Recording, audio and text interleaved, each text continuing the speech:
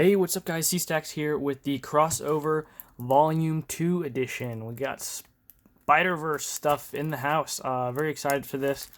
It's hard to believe it's been a year already since we've got crossover Volume 1, but it has. So let's just go ahead and open this. Take a look at all these Spider-Verse cards, man. We're getting like 4 months of Spider-Man stuff now because we got all the Spider-Verse stuff here in crossover. And then the MCU Spider-Man set next month, and then the Spider-Villains, and then more Spider-Verse stuff. All right, so let's take a look at the box here. It's Crossover Volume 2, issue number 11. We have Noir on the front, Spider-Gwen, and Spider-Ham, of course. On the side of the box here, it says, the final installment to Volume 2 of Versus System 2 PCG not only expands the rosters of 8 different teams, Champions, Inhumans, S.H.I.E.L.D., Hydra, Brotherhood, Spider-Friends, Resistance, Hammer, but also includes member of the powerful Elders of the Universe, the devious tactics of Mastermind, and characters from across the Spider-Verse. Wish there should be an Oxford comma there. Right there. Anyway, complete your Volume 2 collection and take your place as the master of the multiverse. Alright, let's go ahead and bust this bad boy open, dude. Okay. So here's our little rule sheet. I'll let you guys take a look at it if you want, but I won't go through it as usual.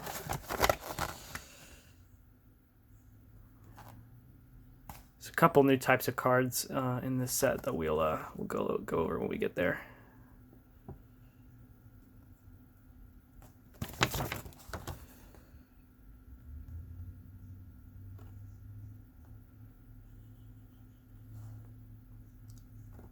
And there's the checklist. Awesome. Cool stuff. Alright, so let's get to it. Alright. So first we have our new Mantle Spider-Man, Miles Morales. So we're going to have to talk about all the Spider-Verse stuff right off the bat here.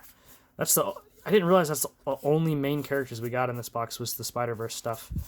That's kind of disappointing because it would have been cool to see some of those older teams get more stuff, but Spider-Friends obviously need the help. Alright, so we have level 1 Mantle Spider-Man. He's a Spider-Friend. He's a 153, and he has Citizen of the Multiverse. You may include up to 4 different Spider-Verse main characters in your deck, which we'll get to. And then he has Spider People. Level up 3, when another character with Spider in its name appears on your side, Spider-Man gains an XP. And then he goes to level 2, where he's a 4-7. He has Dodge, so he can't be range attacked. He has Spider War. Level up 2, when another character on your side with Spider in its name gets KO'd, Spider-Man gains an XP. And then at level 3, he's a 6'9", 4 health, and he has I'm Spider-Man and I'm not the only one. Build yellow. Search your deck for a character with Spider in its name, reveal it, and put it into your hand. Then he has Spider Camouflage. Main blue. Spider-Man has invisibility this turn. At the end of your turn, if he is ready, you may hide him. So how does Spider-Verse work? Well, so here's some of our Spider-Verse guys. I think the official rule is, and we will look this one in the rule sheet actually, is that you can have 5 of these guys in your deck. You pick one to start with, and then you can put the other 4 in your deck. Let's see, Spider-Verse. The Spider-Verse keyword has 2 properties. First, it means you choose a Spider-Verse character to be your starting main character. You may include up to 4 other Spider-Verse characters in your deck. So basically, right now there's only 4. So if you're playing just these, you could start with one. I think like Spider-Gwen's the best one to start with, although I don't remember. And then you put the other ones in your deck. This counts towards your 60 card limit. And then if you draw these in your hand, you can play them for free during your build phase. I think it is.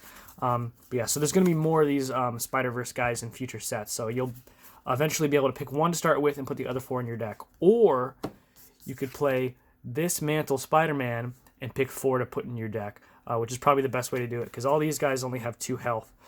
So if you end up bricking and not drawing any other Spider guys, then you're just screwed. But yeah, so that's kind of how Spider-Verse works. That was a very quick explanation of it. But it doesn't seem that complicated to me. I think probably this Spider-Man is the best way to play it. Anyway, so let's look at these Spider-Verse guys. So we have Spider-Gwen. She's a 0-3, 2 health Spider-Friends character. She's got Spider-Verse, obviously, and then she has Climb. So at the start of your main phase, you may exhaust a location on your side. If you do, put a +1 counter on Spider-Gwen. And then she has Ghost Spider. If Spider-Gwen would gain any number of +1/+1 counters, she gains that many +1 instead. So she can get pretty big this way. She can get a pretty big butt. So that's why I think she's probably the best one to start with.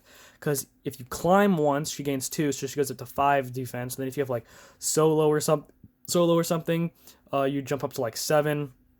Or if you open with like what's it called, Madam Web, she's got 7 butt. So I think she's probably the best one to start with. And then we have Spider-Ham, which we've seen before. Obviously, he's a 6/2/2. He's got Spider-Verse, and he has cartoonish immortality. When Spider-Ham is KO'd, you may say you got a problem with cartoons. If you do, shuffle him into his owner's deck. So if he dies, he goes back to your deck, which of course then if you draw him again, or if you search him out with the Spider-Man, the Mantle Spider-Man, then you can just play him again.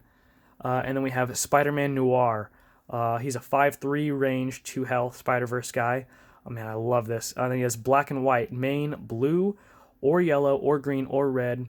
Choose a power symbol. Enemy locations can't produce that symbol until Spider-Man leaves play. Spider-Man Noir leaves play. Very, very cool. And then we have Spider, I would assume that's how it's pronounced. A 3/4, 2 health, Spider-Verse, piloted by Penny Parker. Spider has Genius while it's not wounded, and then Regeneration. At the start of your turn, heal a wound from Spider. So I think this Spider-Verse keyword is very, very cool. It's a really cool kind of twist on the Sinister Syndicate thing, a really cool response to Sinister Syndicate, a cool way to start with multiple main characters, or to have multiple main characters without, like, just being Outriders. I love this whole design. Very, very, very cool. Can't wait to see what else we get. I don't know if Spider UK might be a part of this. I would assume. I would love to see Superior Spider-Man go into the Spider-Verse, although he might be a villain. I don't know. I bet he'll be like dual affiliated or something, but I absolutely love this. Super, super cool. All right, so let's get into the sports. So we have 1-drop runner, 3/1/1, Elder of the Universe. If the runner gets stunned during combat, he doesn't get wounded. And then faster than light, runner can attack during your build phase. I'm sure there's like niche examples of where that's relevant, but again, I can't think of any off the top of my head because that's so situational. Here we go. The In-Betweener, 1.5 cost, 4.5, 3.5, 2.5 health. Duality itself, reaction blue. After any turn ends, but before another turn starts, put the In-Betweener from your hand onto your side. All the halves and stuff are cute. I think the best part is that you can just like bring this out for free. You pay a location, but like you get to play this thing without, actually having to recruit it, which I think is good. We have 2-cost Dreadnought. It's a 1/4 flight range, 2 health Hydra character, and so this is the first of the starting main character required. We'll see. So in order to play this guy, you have to start with a Hydra main character. He's got Swarm and Soldier, and then he has Flamethrowers. If this character would strike a defending front row sporting character, it may burn it instead. And I don't remember off the top of my head what burn does, so sorry about that. I wonder if it's in the rule sheet here. I don't want to take too much time, but if there's a reminder of what burn does. I'm not seeing it. It might be in there though, but don't remember exactly what burn does. All right, we got a resistance card here. We have Dust, 4 cost, 5/3, flight range, 2 health. Starting, it's a resistance, mutant resistance starting main character required. And then it has mobile. Once per turn during your main phase, but not during combat, you may move Dust to your front or back row. And then she has Sand Form. When Dust gets attacked the first time each turn, she can't be struck this combat. Seems not bad. This card I think is incredible. We have 4-cost Gardener. If you can protect it, he's incredible. He's a 0/1/1 Elder of the Universe, so if he gets stunned in combat, he doesn't get wounded. And then he has Vegetation Control. At the start of your turn, you may put the top card of your deck into your resource row face down or face up if it's a location. I can see this card being absolutely insane in a Dark Phoenix deck if he were ever, legal in the same format as her. We have 5-cost Captain America. This is Shield Captain America. He's a 5/8, 1 health, and you have to start with a Shield main character, and he is Director of Shield. Once per turn, while another character on your side gets attacked, you may remove it from the combat and have a different character on your side become the defender. If you do, switch their positions. That seems pretty underwhelming to me. All right, we have Mastermind. So these are all different. These are all one-of-a-kind copies of Mastermind. So he's a 5-cost Brotherhood, 9/3. I think they're all 9/3s. Yes, they are. 9/3 with range and 1 health, and he has Brotherhood starting main character required. Did we really not get another Brotherhood 1-drop in here? I guess we didn't. Gosh. Oh, man. What are they thinking? We need that Brotherhood 1-drop. Anyway, so he's one of a kind. He has tactical illusions. When Mastermind appears, search your deck and hand for any number of other one-of-a-kind Masterminds, reveal them, and remove them from the game as a tactic pile. When Mastermind is attacked, you may play a random tactic. So this one's tactic is cancel the combat. This one's tactic is daze the attacker. This one's tactic is put 2 -1 counters on an attacker. And this one's tactic is choose an attacker. Their attack becomes 0 this combat. So 3 of those essentially did the same thing by canceling the combat. This card seems okay. He's got pretty good stats for a 5-drop. We have like a Spider-Verse counter card here. We have Moreland, 7 cost. He's non-affiliated. He is an 8/8 with flight and 2 health. And he has the Great Hunt. So when Moreland appears, you may choose an enemy character and daze it. If it is a Spider Friends character, stun it instead. Then he has Immortal. When Moreland gets KO'd, you may shuffle him into his owner's deck. And then he has Life Force Absorption. Main blue, put 2+1 counters on Moreland for each face down enemy character. That card seems okay. I love the artwork on it too. Very, very cool. We have 7 cost Champion. He is a non-affiliated 0/1, 1 health, Elder of the Universe, so he doesn't get wounded in combat. And then he has Primordial Power. The champion has infinite attack and defense while attacking a supporting character.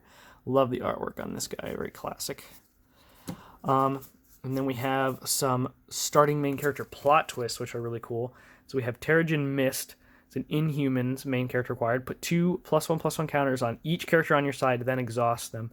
It seems pretty good for Inhumans, although Inhumans are a pretty weak team in general, so don't know if that's going to be very relevant. This card is incredible. It's like the best card in the box. Amazing artwork on it, too. So we have The World is a Madhouse. Hammer, starting main character required. Reaction, when an enemy character appears, exhaust it and put 2 -1/-1 counters on it.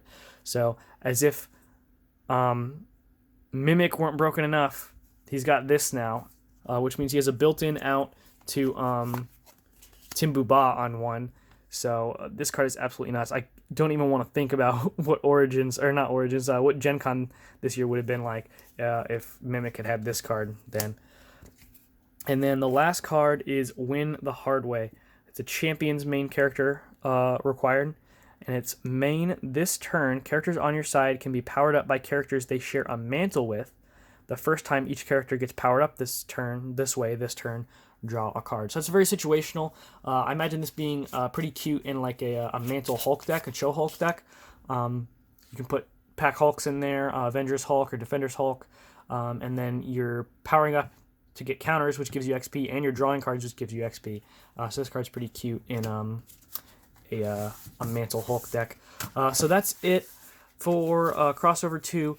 Man, this seems so short after opening the X-Files set last month and the Alien set. Back to these little 55 card boxes. So we'll flip through one more time.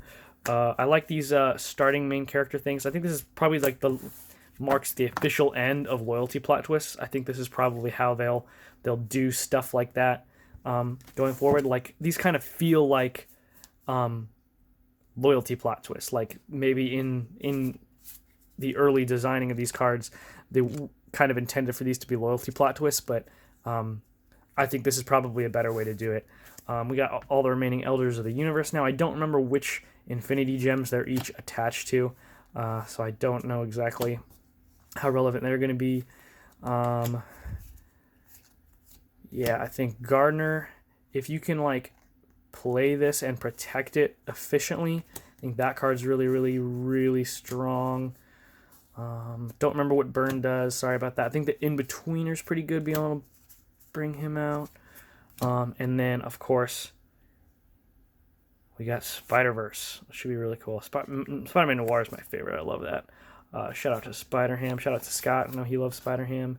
I think Spider-Gwen's probably the best starting one if you're not playing the Mantle Spider-Man, which I think is probably going to turn out to be the best way to play the Spider-Verse guys. All right, so that is Crossover Volume 2. Let me know what you guys think about the Spider-Verse and all that stuff, and I'll see you guys next time. Bye.